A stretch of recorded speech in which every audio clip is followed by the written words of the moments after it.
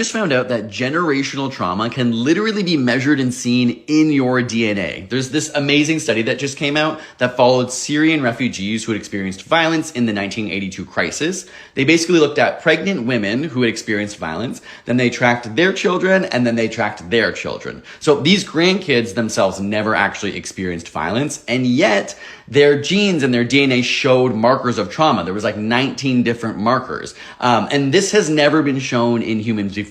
We've seen it in other animal studies, but this is the first evidence that these traumas can pass through generations. In this case, it's about violence. There is one other study that followed people in the Netherlands after World War II. There was a huge famine, and they realized generations after, these people were experiencing higher levels of obesity and being overweight because of that trauma that came from their families. And I just think it's so fascinating. Sometimes I think we contextualize generational trauma as just something that is told to us, or it's because we know somebody, or it's about stories and the way that we feel about things. But now we're realizing it's actually kind of like ingrained in our DNA.